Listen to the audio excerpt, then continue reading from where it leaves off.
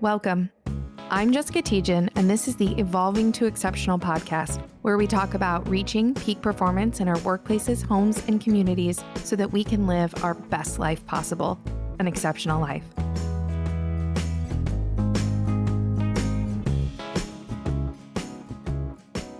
The topic of this, and maybe just to get started for a second and introduce everybody, I'm Jessica Tejan. I've been in the corporate space for over a decade until I experienced my own burnout, which I only recently discovered was actually burnout. I didn't really appreciate what happened to me about a year ago, a little over a year ago, and what that created in both my body and in my life at the time. And so I wanted to share some of the insights that I've gleaned as a result of that. I now own a business called Evolving to Exceptional.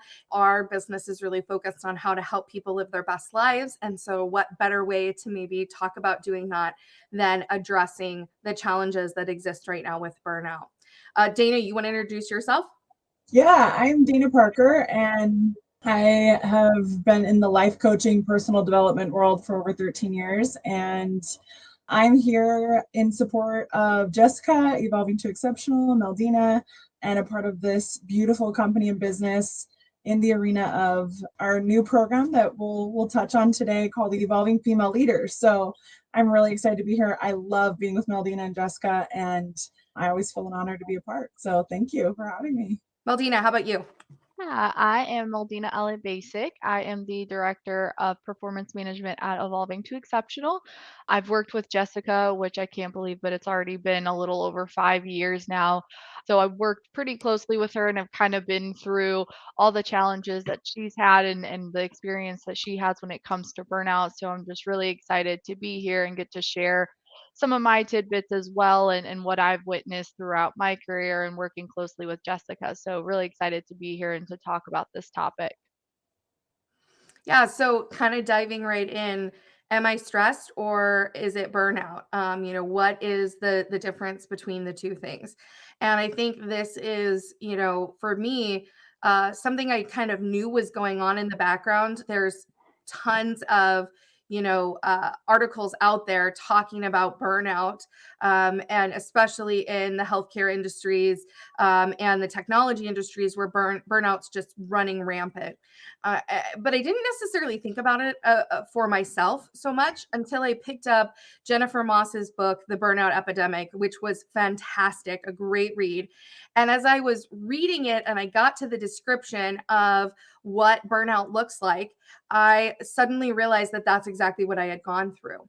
And I think sometimes what we do is we think about burnout as something else, something that impacts other people or that's kind of going on in the background, but not necessarily understanding how that might be impacting us, especially for all the HR professionals out there. Burnout is particularly rampant right now in our space. And I think that that's a big part of my background. And I think that, that we don't always take the time. We're so busy focused on employees.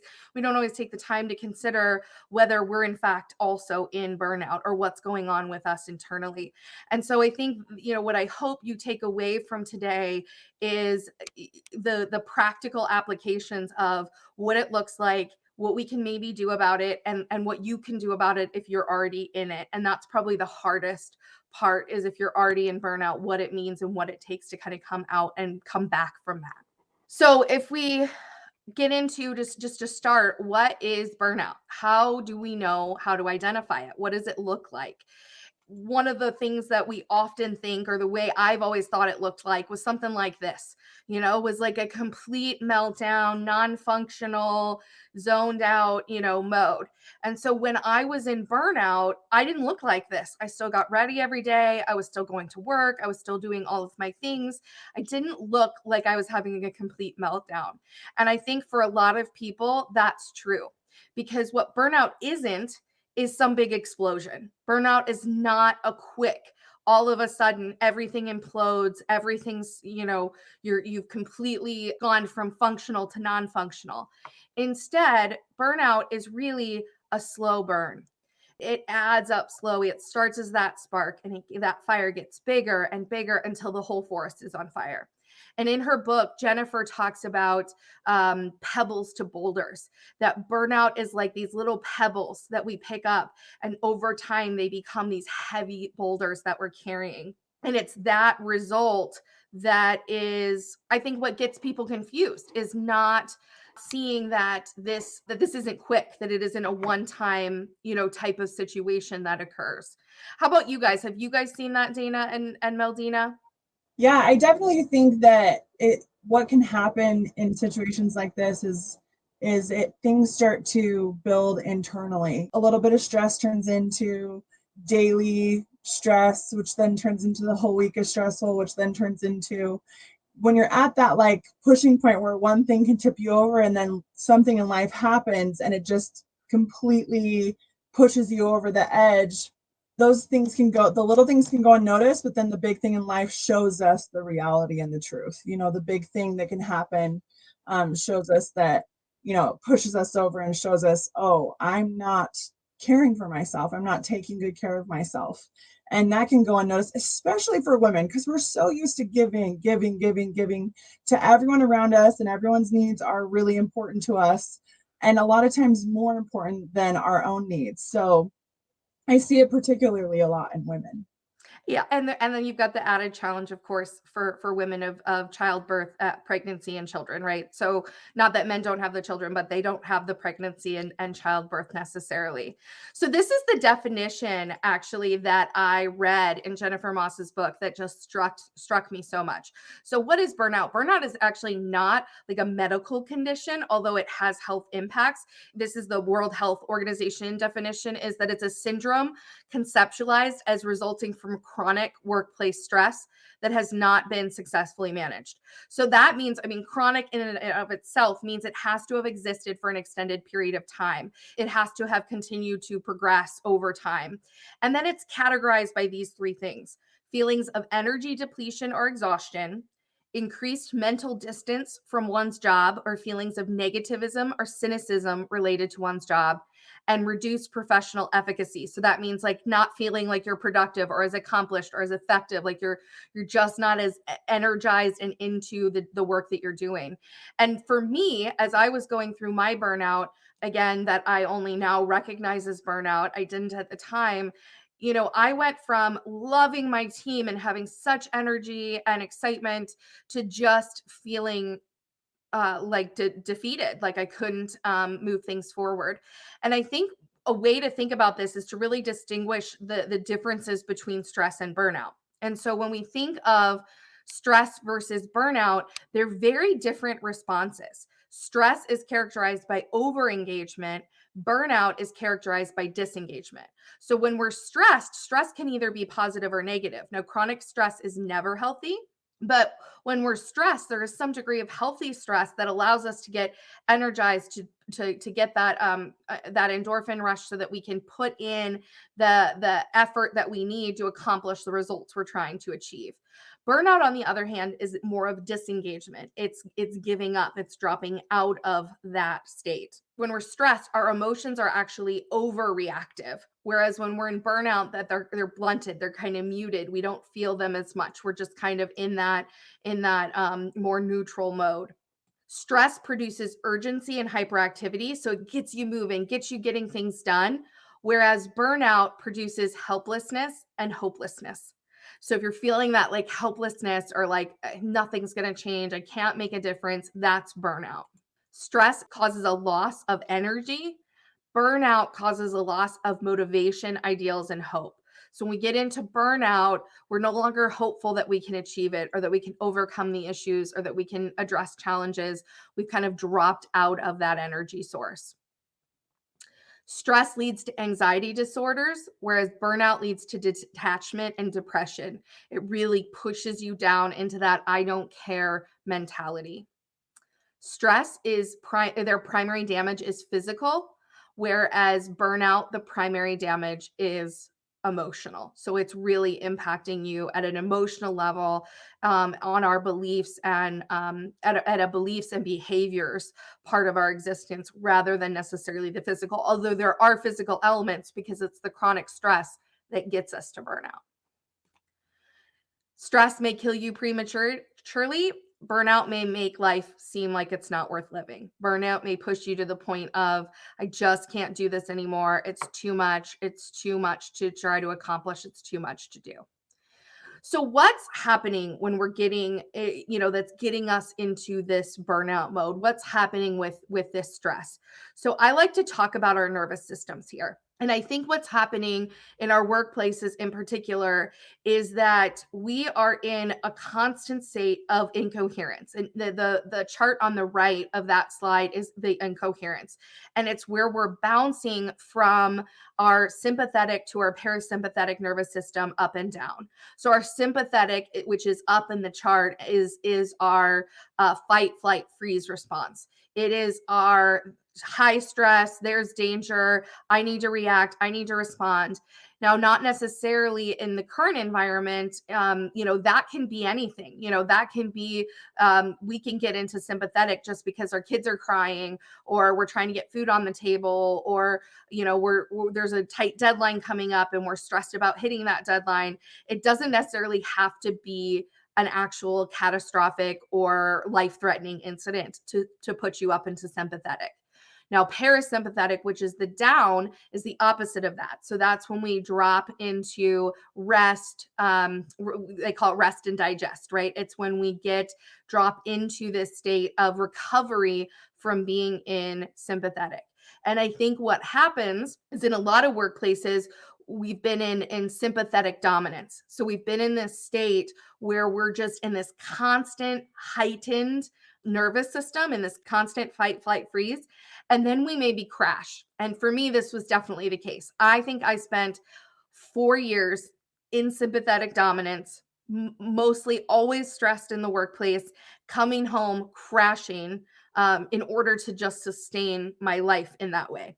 And I think what we're seeing in our workplaces is instead of being in a coherent state where we're helping people move from a certain degree of stress to balance, back to stress to balance, where we're moving up and down between the parasympathetic and the sympathetic nervous system, instead we're on the right side. We're super incoherent. There is no consistency. And what that means is it's impacting negatively everyone's performance. So that actually is creating more stress, more work, more ineffectiveness, more inefficiencies in our workplaces, because we're not in our optimal performance, which is when our nervous system is in coherence.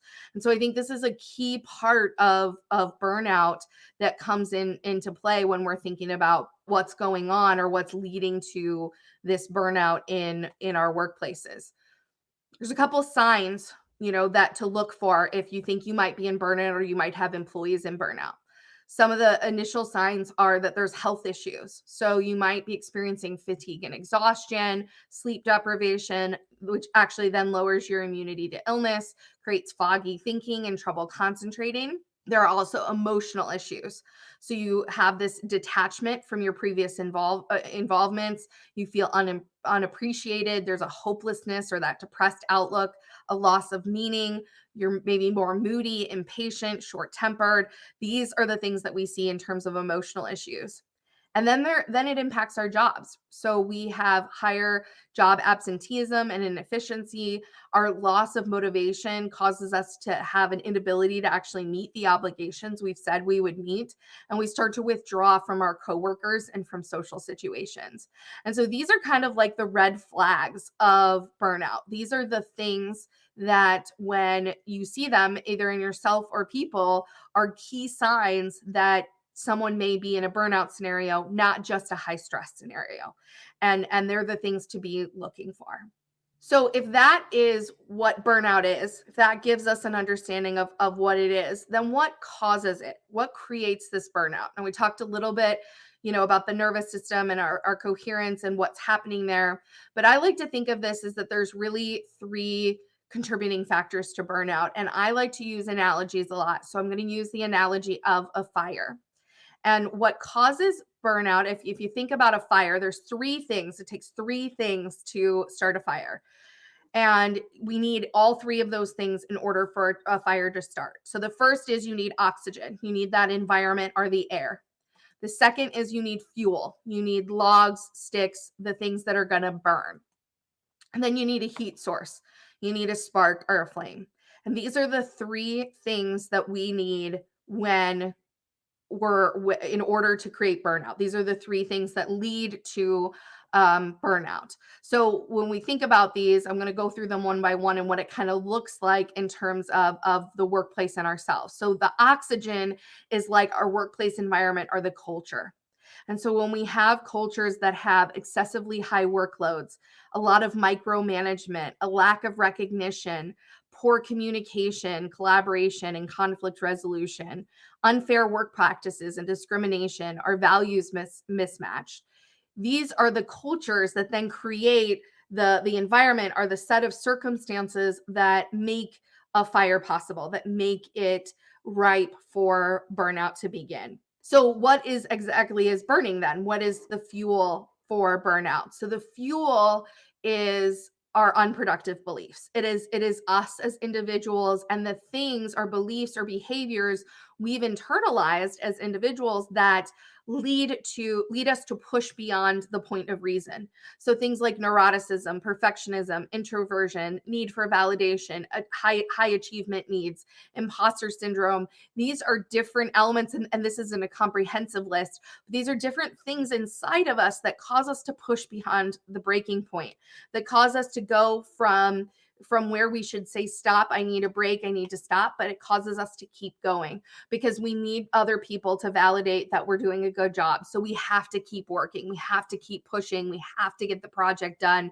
We can't drop the ball because we have this belief we need to be perfect. And it's these internalized elements about ourselves that create the fuel that allow the fire to burn. But in order to have a fire, you have to have a spark. So what is that heat source? What is that spark or that heat source? It's any major challenge or crisis. So any, a global pandemic, which we all just went through, death of a loved one, serious illness, child issues, divorce, pregnancy.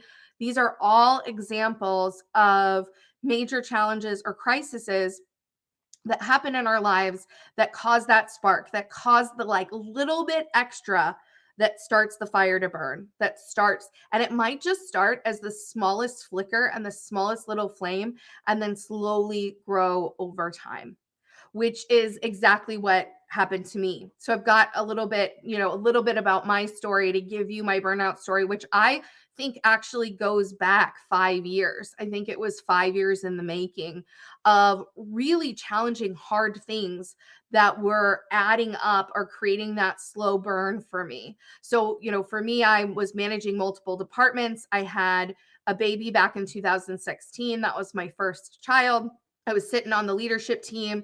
I was managing our IT department. I was managing talent management, legal, and marketing at the time. Then I had a serious health crisis in 2017. And my business sold a part of its business at the time as well. I went through, being hospitalized. I had an anaphylactic reaction. I was extremely ill, developed multiple autoimmune conditions while I was trying to sell part of our business. And then we acquired another business at the exact same time. So I was selling and acquiring a business and had multiple miscarriages, all in the middle of what was going on. Fast forward to 2019. So a few months later, I am pregnant with twins. And I go through a twin pregnancy, which is not an easy pregnancy. There's a lot of doctor's visits, a lot of testing and things required. And we were transitioning our business to an ESOP, which is basically like selling the business again. So we were selling our whole company to an employee stock ownership program business. End of 2019, we transitioned the leadership of that business. So the president retired and a new president took over. And at the same time, my twins, who were born now, were diagnosed with a food protein intolerance, which meant they couldn't take formula. So I had to continue to nurse, pump, get donated breast milk in order to feed my babies. And so I was just getting back into the office at the beginning of 2020. I was pumping during trainings, trying to keep it all together. Then the COVID-19 pandemic hit. As an attorney, so I was responsible for legal. I was the head of our talent management department, and I was responsible for our IT department. There were a lot of things we had to work on in all three areas as we transitioned from in office to out of office. And at the same time, I added two new departments. I added order management and project coordination and customer service to my set of responsibilities. So I added these additional teams and responsibilities at the same time that the pandemic was starting. And I had two of my employees who were managers on maternity leave at the same time. So it was a lot. And I had 9-month-old twins. I had a 3-year-old boy. And that was when the pandemic was starting and we all had childcare challenges. My kids were at home. We were trying to figure out how to watch 3 kids. My husband works, as do I. And by the end of the year, our company went through a workforce reduction, which is incredibly stressful and challenging when you're trying to determine how many people to reduce and how to go through that process. My 2020 alone was enough to maybe put someone into burnout. We go into 2021, and in the spring of 2021, our business was hit by a ransomware attack. So our entire business infrastructure was taken down. We had to completely, we were negotiating with the threat actors. We were trying to conduct business, bring our systems back up. It was incredibly stressful and challenging. And at the same time, there were some internal business issues and dynamics, including relationship challenges that I had with people internally that just took me over the edge, took me to that point where you just lose hope. And so it's really, looking back when I tell my story, not so much a surprise that I ended up in burnout, but when I was in it in the moment, I had no idea that that was what burnout looked like. I had no idea that that was what was happening or what was going on. And when I started to read Jennifer Moss's book about the burnout triggers, the list was just so perfect. It was exactly what I had been through. And so the list of burnout triggers are excessive workload, a perceived lack of control. So it doesn't actually have to be a lack of control, it could just be perceived. A lack of reward or recognition, poor relationships, lack of fairness, and a values mismatch. And when I read through that list a couple of weeks ago, I went check, check, check, check, check, check. Like I had each of those elements. And so I think what's really helpful about this list is for individual performers to walk through it and understand whether they're experiencing any of these. And if they're experiencing any or all of them, especially if they're experiencing all of them, what impact that may be having on them, even if they don't necessarily see it or realize it at the surface level. Does that list surprise either of you, Meldina and Dana? What do you guys think of this list? For me personally, I mean, I think most of these are kind of no-brainers, right? Like you've got an excessive workload. That lack of control is the one that hits home for me. I think for coming from a background where I'm a pretty perfectionist, so I like things in order, and when I perceive not even that I'm actually going through it or that control is being taken away from me, but whenever I perceive that I'm losing that control, it triggers so much. It's kind of like you mentioned that over time, it triggers all these other things for me too, and then I'm in that burnout mode. Yeah, I think a lot of these things can really, for those who are maybe recovering perfectionists or heavy perfectionists, I call myself a recovering perfectionist. Um, these things, all of these things can really add up in the brain. You know, the stories that we tell ourselves about, you know, our not enoughness or feeling out of control or those kinds of things can go, when things start building, they can go rampant in our mind. They can just go crazy. And I think, you know, add poor relationships into that. And I think for me, that's when it gets really accentuated, because oftentimes it does take somebody to mirror back to your inner strength and your power, and that you've got this, somebody to talk things out with, at least for me. And I think most people, most women in particular, we're kind of talkers and social, and we're very we oriented. but having those poor relationships on top of that is a commendation for burnout for me for sure. So all of these absolutely make sense, and I can definitely see all connected to stories we tell ourselves, the stories that we weave inside our minds about things. That values mismatch one is one I think that does surprise me a little bit because I think that's one that you don't often think about, that if your values don't align with your manager, your team or your organization, it can lead to the burnout because you're constantly chasing something that might not align with the rest of the group. And so you can see how you're kind of in that hamster wheel, just running, running, running, running, and run into that burnout very quickly. I feel like that's very possible. I think I, something you said, Dana, was really interesting too, as I reflect back on my own experience, which is so I was the only female executive leader in the organization. So my challenges were unique compared to what any of the other leaders were going through. And although I did have employees to, that I had good friendships with, and my managers that I was close with, I couldn't necessarily lean on them the same way for support or to share the depth of struggle necessarily that was going on. And when I look back, there were points where I certainly was kind of reaching out for extreme help, throwing my hand up, talking about how I felt like I was barely keeping my head above water and things like that.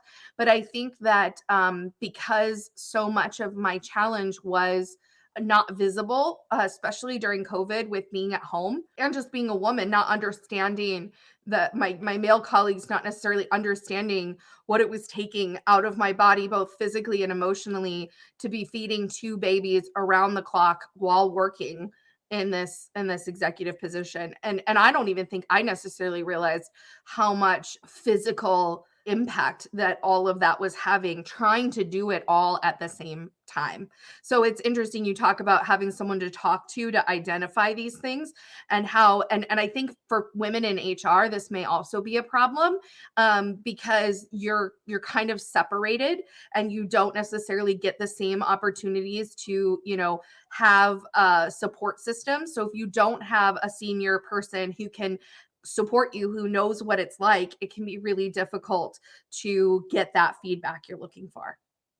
yeah, and Jessica, you have such a good point. A lot of times we can just be going, going, going, and the next thing comes, and we're just trying to manage everything that's coming. That we don't take a moment, pause, and stop and reflection of, okay, what is all this internal stress coming? Where is it coming from? And I think that's why naming these kinds of things, this is so powerful. And for anyone listening and anyone that will listen to this, go through some of these things and ask yourself, like, personalize this. Ask yourself, am I experiencing these things? Don't keep it out here at a distance. Don't say, oh yeah, that's a thing, and that's what other people experience. Bring it on in. That's where impact can happen in your life. That's where you can make changes, because you can't change what you don't acknowledge. Right. We get to acknowledge and name these things first, and then we can start shifting things. And I think that's powerful here, as listeners are listening to this, is personalize this, ask yourself, get curious, and then you can do something about it. Yeah, and I think what we're really talking about here is if you can identify you're on the path to burnout, how can you take action before you get there? Which kind of leads us into the next section, which is what do we do to prevent burnout? How do we know how to prevent it from happening in the first place? And so if we use our kind of fire analogy, any firefighter is going to tell you that it is easier to prevent a fire than it is to put one out. So we always want to put in the fire prevention efforts rather than, wait to try to put it out once it's already started. So the best thing we can do is make the changes that we need to prevent that burnout from occurring. So if we think about the three elements we talked about, and I'm going to start with the spark, because the spark we really can't change. We can't prevent the crises that happen in our lives, the global pandemics, the deaths, the divorces, the pregnancies, maybe you could prevent the pregnancies, but most of us want them. But those are the challenges or the things that happen in our lives that are not things we eliminate or get rid of. They're not things that we prevent from happening. What we can do something about is the environment and the fuel.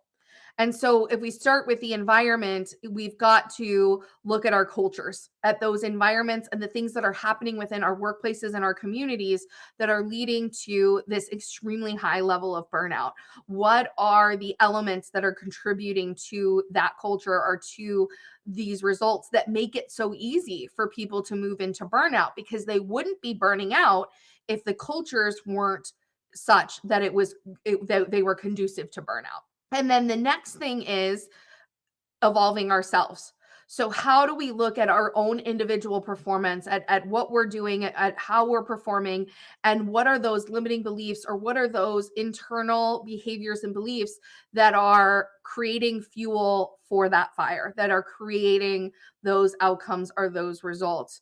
So if we start for a minute and talk about evolving our cultures, what could we do or what comes to mind, you guys, as things that we could do to evolve our cultures? I think really taking into account the balance of everyone working in the company, they're human. Humans are going to have human experiences. Emotions are always involved, whether you're in business, whatever you're in. There's always personal things and relationship things. There's lots of things that go into business. And I think having a well-rounded perspective is a really important of work and deadlines, but also taking into account the human experience and what each individual is experiencing. I also think having a safe place for people to be honest and open with what's going on in their life and what's happening, and to have a team of people that support them, even if it's not in your workplace. I think having that, like, in my life, I know when I've been through some of my hardest times, like, I make a list of people that I know I can go to, that are like my top people, and so I think it's individual changes, but also, the culture change comes from individuals asking more for what they want and individuals changing within, then saying, okay, I think we need this shift in our cultures. I absolutely agree with Dana. I think it's kind of twofold. I think both parties have to do their part. From the business standpoint, I think having the right practices and processes in place to foster a culture that prevents burnout is going to be important. And just as important is making sure that individuals know to look out for these triggers, and they have to know themselves when they're approaching that level of burnout, how can they what they do to prevent it, but then also if they are there, how are they going to put it out? What are the things that they've got to do? I totally agree with Dana there. It's got to be kind of twofold there. Each party's got to do their own part so that we can involve our cultures overall. I think it requires both, but I think when we focus on our cultures, part of it is the shift in cultural environments that we have, and a shift from maybe one parent working families to two parent working families to access childcare and the challenges that come from all of that. And so if you have one person who's primary at home, it makes it much easier to put in an extra hour at the end of the day to get work completed. If you don't, you have that hour to go pick up your child, or they start charging you $5 a minute, right? And I'm not joking, for those of us that are parents, we know, right? And so it's a different set of challenges than necessarily what some of I think the cultural leaders maybe experienced as they rose to those positions, especially people that are later in their career that maybe experienced a different or had a different experience throughout their career. And I think when we look at the change in the culture, we're not just changing the culture or evolving the culture to like help the individual, although that's important.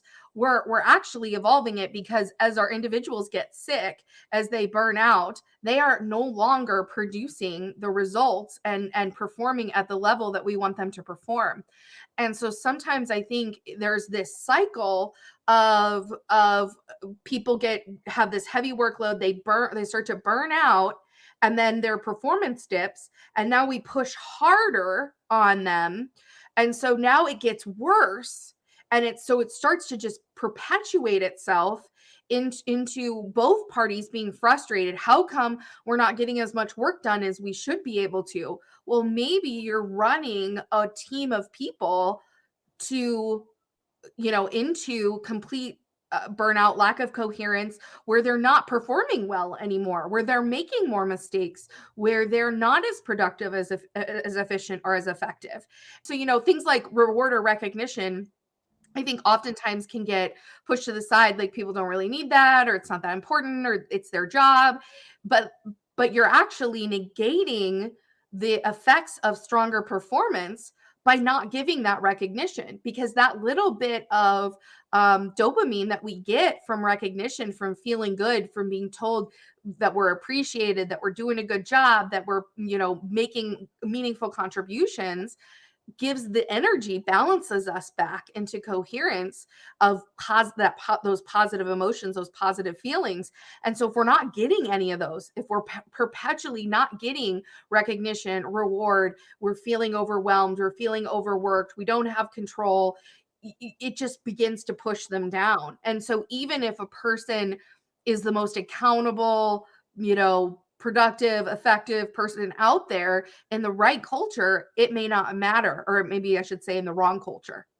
So when we think about creating these cultures, that I want to think about creating cultures that promote coherence. So really using like the latest in terms of neuroscience, and knowing that when we get people into a higher level of coherence, into operating more effectively, that then we're going to see those performance results. And so balancing our workloads, I include balanced breathing in here, because just a little bit of time taking a breath can make a huge difference. Those positive emotions, giving flexibility and independence. That, I think that's why there's such a push today around flexibility and how people work, is because that alone gives them some energy, gives them some input, some control over their working world.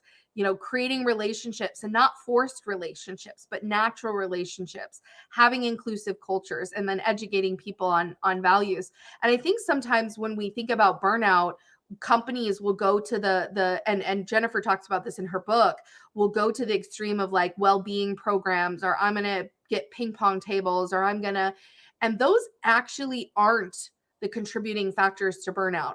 And so we need to think more about these other elements that are not about perks and benefits, not saying to take benefits away, but they're not about those things. They're about what's really happening internally with your people, and what your environment is providing in terms of support to your people, or lack thereof.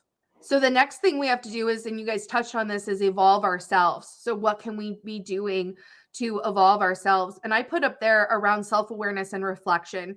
And I think you said it earlier, Dana, like sometimes when you get busy, you don't take the time for that self-awareness and reflection.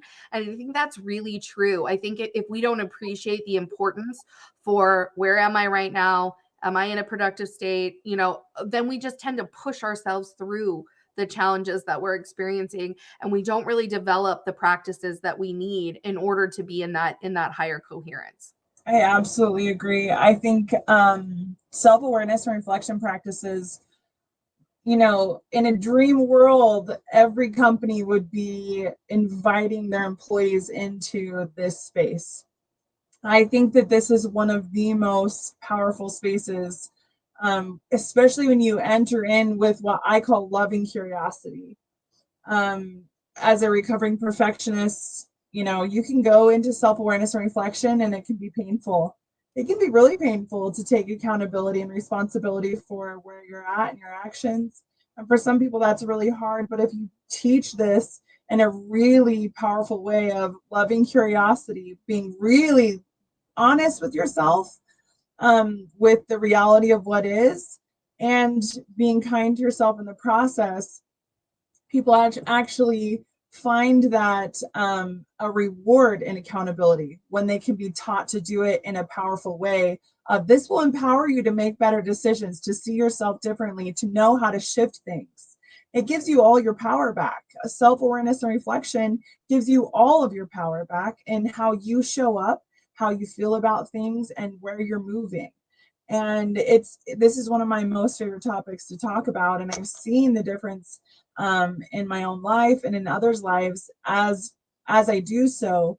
But the important part is that balance of doing, accountability can be for some people really painful, like, oh, I don't want to, and so I think how we teach this and how we approach it can make a huge difference, and is actually one of the most powerful tools that we could be using. Absolutely. And yeah, I've got the four keys that we use around peak performance of getting really clear on expectations, providing that feedback and motivation, which is that recognition and that rewards piece, using strengths-based development, so focus on what people do best and helping them to use that in order to keep growing their skills and abilities, and then creating a mindset of accountability, which is really personal accountability. So it's helping people learn how to take ownership over their lives and be empowered to shift and change their mindset using a variety of different techniques in order to achieve the results and the outcomes that they want to achieve in their lives. And when you do those four things, that's where you really see yourself operate at that peak performance. Now, I'm going to be really honest here, though, and say that I knew these four keys in and out very well, and I still landed myself into burnout. What I didn't have was the self-awareness and reflection practices to know what my limits were. And looking back, there was actually another employee who I worked with who did this really well, who took very good care of herself, knew her boundaries, knew when she needed to end her day, start her day. But she struggled in the culture because the culture was a push harder culture. The environment was a work longer hours, stay late means you're more committed to the job. And that's, I think, the balance of where you've got to decide of you can do all the internal work you want, but if the environment doesn't reward results, it rewards hours worked or participation or visibility, then that's gonna have a negative impact on on your progression and then lead you to burnout.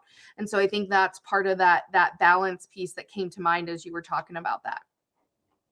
So what if somebody's already in burnout? What do we do to address current burnout and move beyond it? So I struggled a bit with this, and this isn't from Jennifer's book on the burnout epidemic, but from my own research. And I think there are really three things that when someone's really in burnout, and speaking from experience, that I think we really need most. And those three things are rest, love, and joy. I'm going to qualify love in a second. So rest is probably the most obvious, right? Because we're exhausted, we're burnt out. So how do we incorporate more time to replenish ourselves? And so it's getting really specific about boundaries. By the time you're in burnout, by the time you have damaged your body to that level, you are going to need to make up for the time you've lost. So you've got to start accounting for that and figuring out how you're going to recover and get the rest that you need. Now, love is like a soft term. What I mean here is love, but appreciation, recognition, something that fills you back up, that says, I matter, I'm important, I'm doing good things, my contributions are valuable, I feel like I matter in the world, I feel like I belong, I feel like people care about me. It's those pieces that people need back to fill up that disconnection, that disengagement, the breaking down of relationships. They need that piece.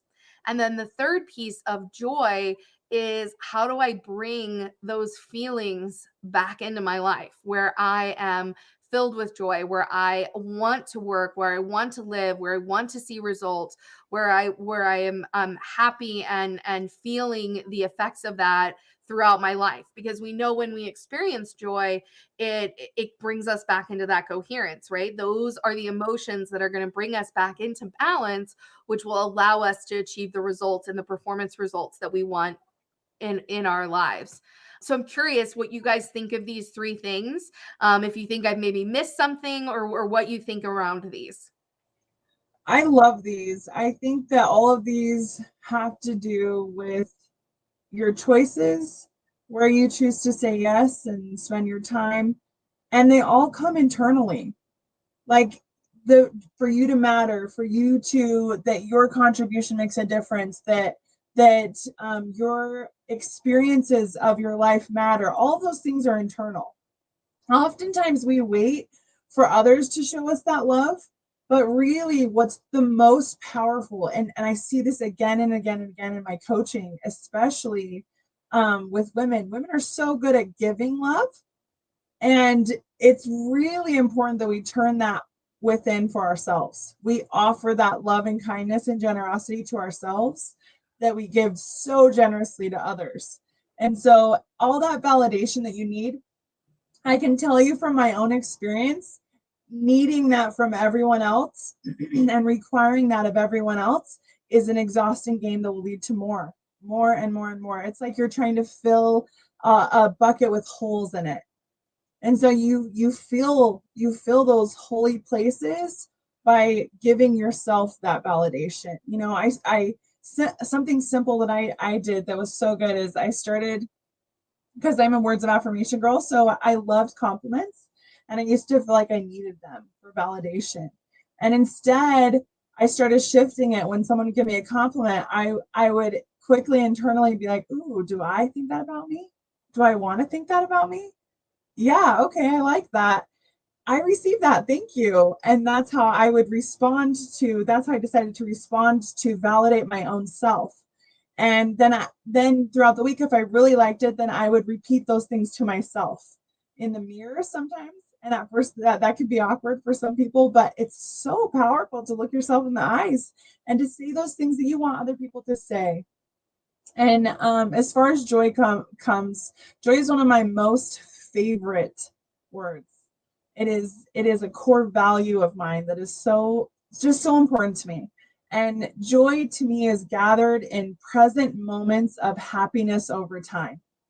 That is the accumulation of joy. Being present is key to joy. Being present for your children's laughter, being present for those wonderful connections, being present for those moments where you get to watch the sunset or the sunrise. Those moments, like this morning, I went on a bike ride and it was beautiful. I live in Utah. The mountains are incredible here. And I get to bike every morning by this river and being present in that moment and soaking up those moments that I am a human being living fully. It's those moments that I'm present for that really create a joy in life, create a joy and a wonder and a magic to life that we deserve to be more present for and really bring ourselves to that place in practice.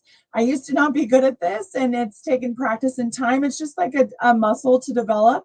But those are some things and keys that I would say really add to these three elements that really can and do make a difference. What about you, Meldina? Any thoughts on that? Yeah, I just love that these are so vague because it really lets people adapt what rest means for them, what love means for them, what joy means to them, and how they're gonna bring that into their lives. So rest for most people means sleeping, right? But it could also mean picking up a book and laying on the couch and deep diving into that, and that brings you rest.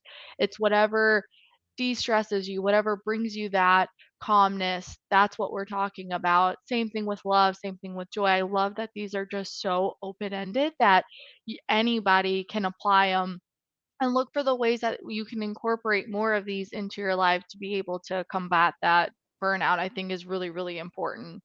Well, I like what you said about rest, and I would add there that 2.5 minutes of balanced breathing. So breathing 6 counts in, 6 counts out for 2.5 minutes can last you 12 hours, can bring you 12 hours of more calm coherence.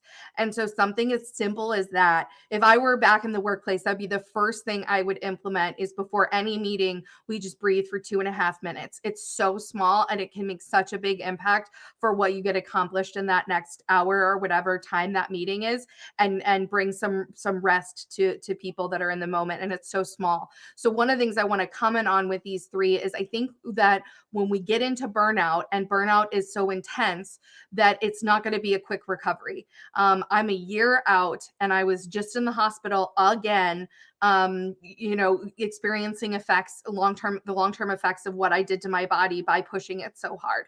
And so I think being aware of how do we start to incorporate these practices into daily small practices. And even if you can't find joy in the present, one of the examples I would give is to go back to a moment where you've experienced joy in the past and just imagine and relive it in your mind for a minute. It doesn't have to be for a long time, but just take 1 minute in order to bring that emotion into your heart and spread it, throughout your body. So if you're in burnout, this is my first encouragement, is to find a place that can help you manage through your burnout, whether that's a therapist, a coach, a community of support, to find a space where you can come together around those practices and feel support and encouragement as you're going through them so that you're not on your own. I wouldn't be where I am today if I hadn't found the communities and the coaches and the therapists, because I did all three, to help me do the recovery process that I did in the last year. Couple of next steps. One is I wrote a book about my whole experience called Fiercely Cherished Beings. It describes my journey of recovering from burnout so far. I say so far because I don't think I'm done. And it describes how the lessons that I learned to figure out how to cherish and love myself, how to not just love myself, but really take care of myself, cherish my being and who I am and how I exist and show up in the world in a way that's different. So that's one step you can take.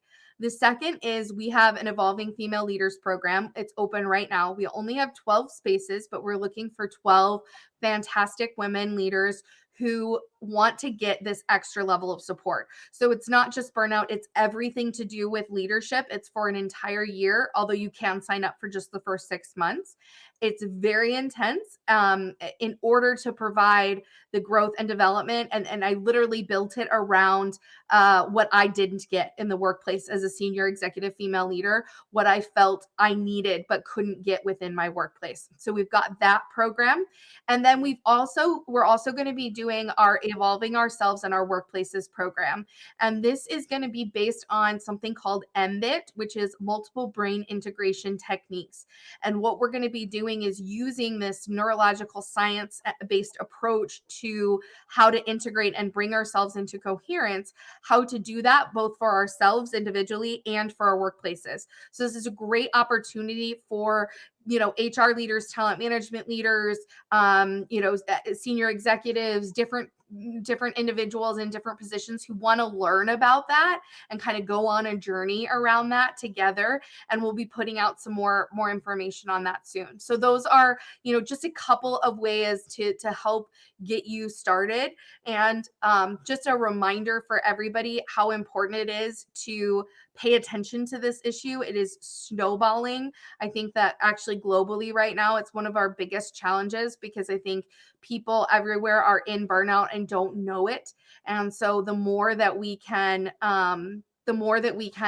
take these steps and share our stories together in order to help each other through it, the better our results and outcomes are going to be. So I encourage you to reach out on either or on any of these. You can message any of us on LinkedIn or any of the social media platforms.